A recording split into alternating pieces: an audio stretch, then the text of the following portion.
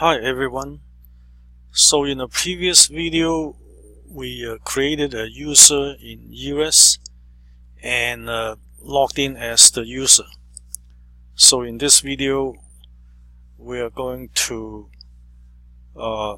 show you how the user can create a project, create query, and also a data view. So let's first launch the organizer, which is basically a web start application. And it is a repository in the back end and user interface similar to like a file manager. Okay, so let's create a project which is essentially a folder in the organizer. Let's give this project or folder a name.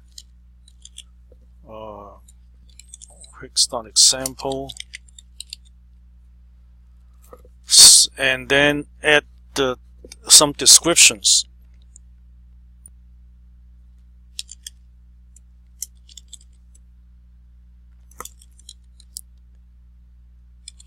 This is optional, but it's very good to add some explanation as to what the project is all about. Next, let's open up this data registry manager. It comes with a sample data registry. Essentially, a data registry is where you have all the data sources available for you to make your reports. We support a whole range of different types of data sources, all the way from like databases to big data, Excel files, text files, even a Java program, and so on. Let's go ahead and add a new one. We need to give it a name, so the data registry, we'll call it QuickStart example.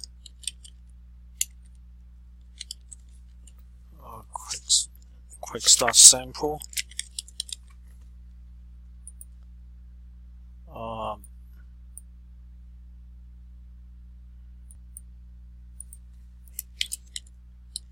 QuickStart sample. Okay.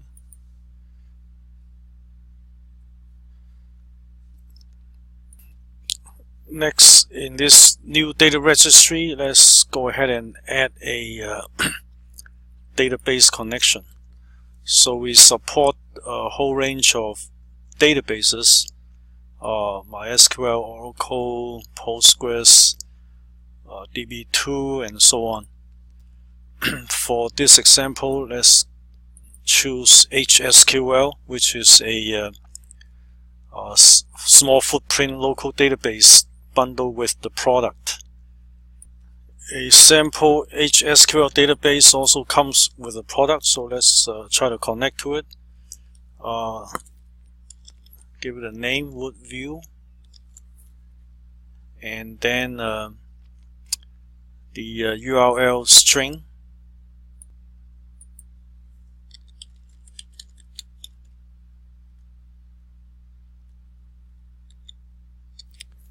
And then add the user login information. We'll leave the password blank. Let's go ahead and test connection. It looks like it's successful. Notice that we leave the default options intact. Next, let's add a query.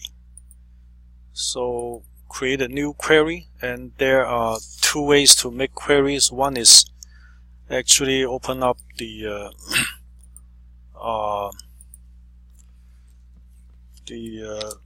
query builder. The other one is you just type it in, essentially. Query 1 is, let's give it a name, So you can either like type your SQL statement in here or use the query builder. So let's go ahead and use the query builder to make a query. So you are given a list of the tables and views available. In this case, this database doesn't have views, but if there are, you'll be able to see them listed here. Let's pick a few tables, categories, customers, order details, orders, and products.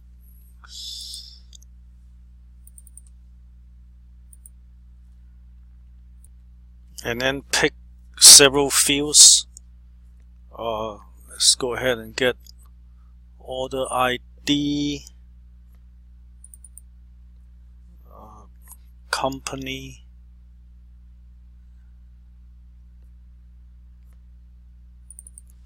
and region, categories of products,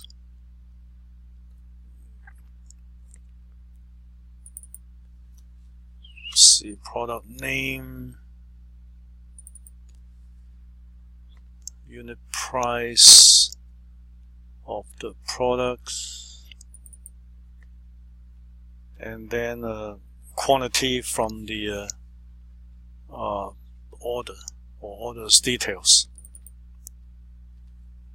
So we have added 7 fields, but we want to also make a computed column here. So let's go ahead and build this formula. All we need is the unit price from products table plus stain cost,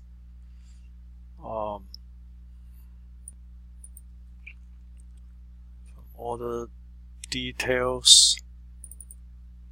Actually, you want to add them up, so we put a plus sign there, and add parentheses, then multiply by quantity.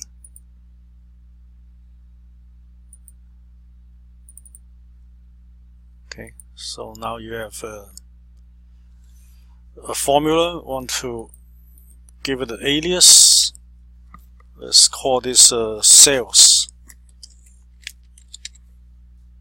Alright, so you have a computed column here, and you can preview the data. This is what it looks like. Let's go ahead and save the query. So what we have is a query that just a plain query. You can look at the SQL statement. It looks like this, but you can also actually add parameters. So let's go ahead and do that. In the condition field here, let's open up the formula builder and add the parameters. Let's get the order date and say pick the keyword between, and then say parameter start date, and add the keyword and then another parameter and date. Hit OK. So what we have now is actually a query statement with 2 parameters. and when you try to preview it, you'll be prompted to initialize the parameter values. So let's go ahead and do that. It automatically show you, what you be able to map to in a database column. So this is exactly what we want, order date, and so the start date and end date both are mapped to order date. And as you can see, if I change the value, I'll be able to get the the result display in the datasheet view. So let me go ahead and hit done, and now I actually have a query that gives me prompts me for parameters. ES also supports the concept of data views.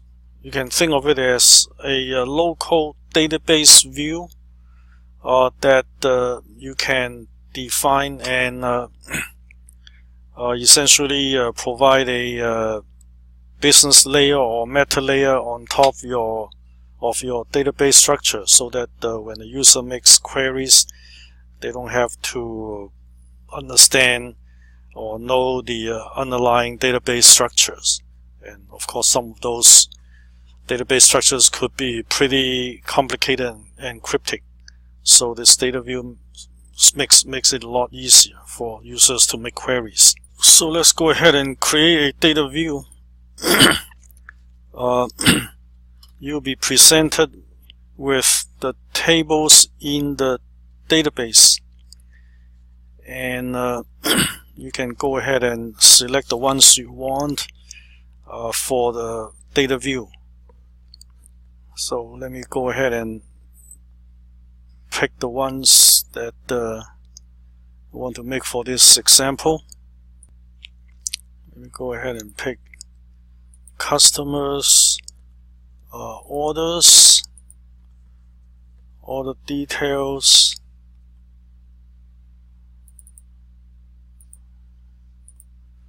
and products.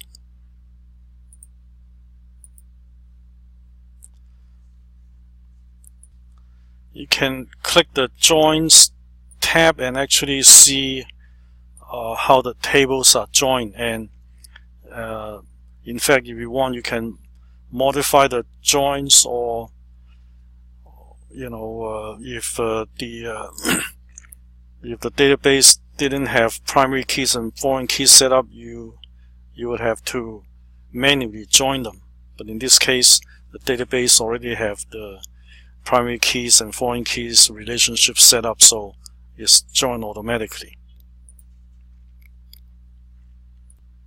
So click OK to confirm the tables you have selected. Let's give the data view a name. Let's call it invoicing,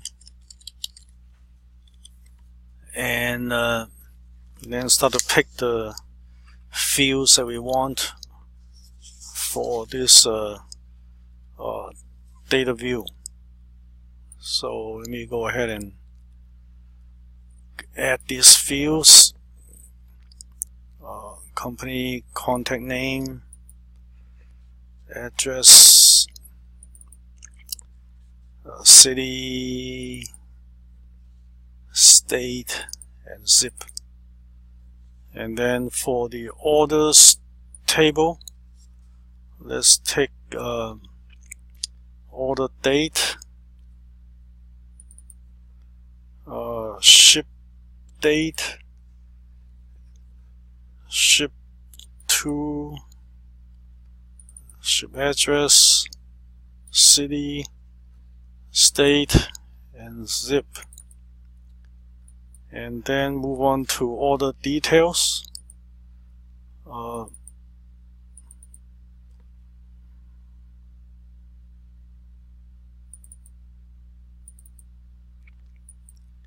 And then move on to products.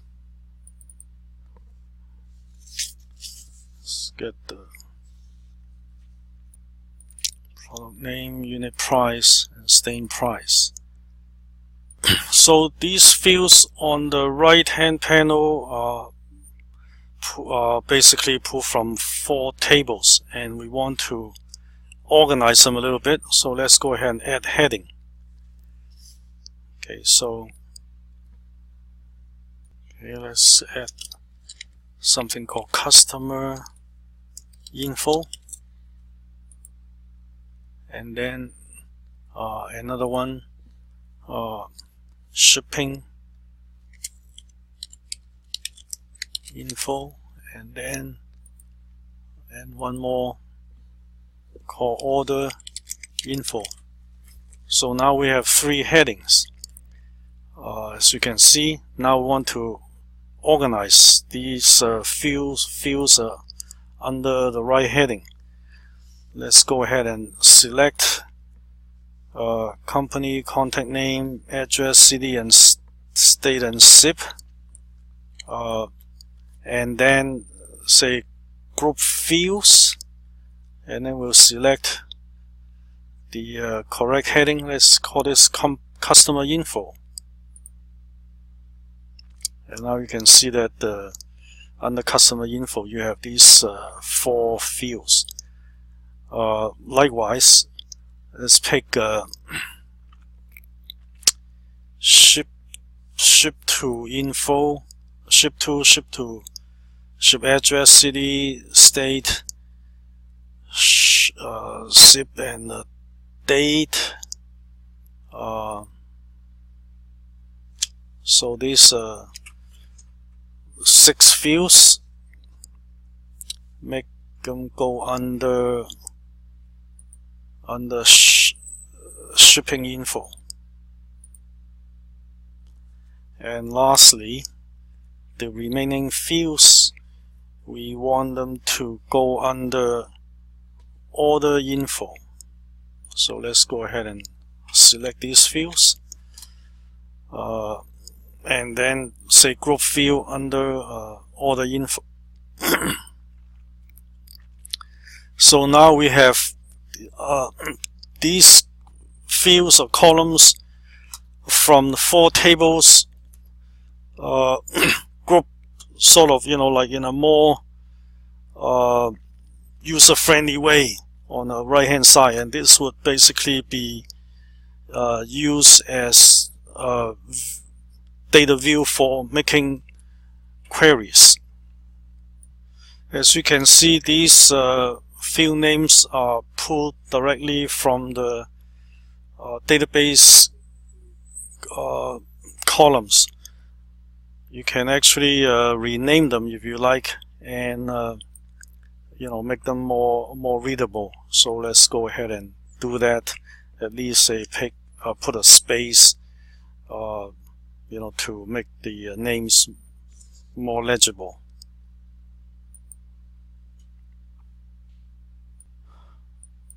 So let's do a few more of these. Say, for example, call it order ID, and say rename this to order date, and so on.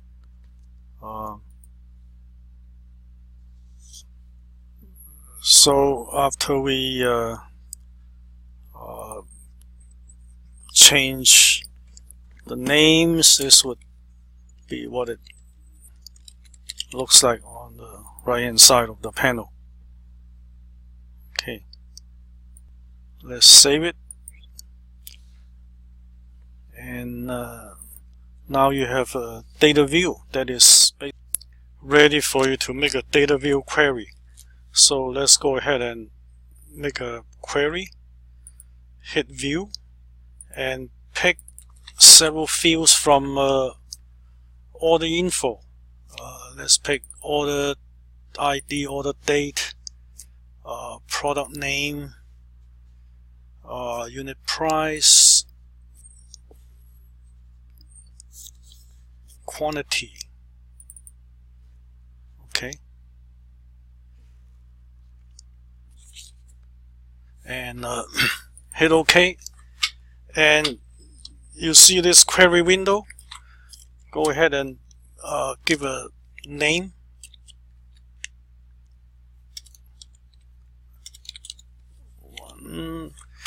And you can see that these fields that we chose give you some options to play around, like do aggregation, show or not, conditions, and you can also look at the contents of each column.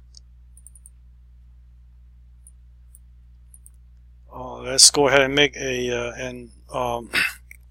condition. So in date, for order date, let's build a put in some values for the date. So start date, and pick end date. So have a between clause in the query, and look at the SQL statement. You can see that it is generated with order conditions between two dates, and you can look at the result set, and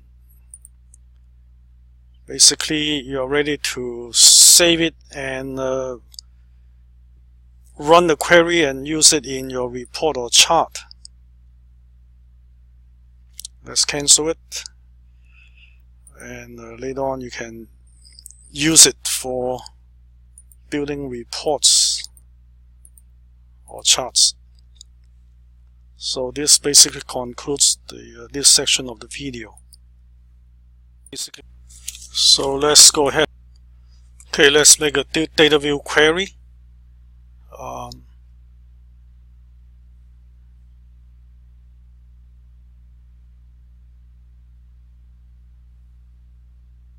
To make a data view query, let's hit view and then select several fields from order info. Let's see, order ID, order date, product name, unit price, and quantity. Hit OK, and you'll see a query window. So give it a name, Q query 1 or 2, and say ready for you to make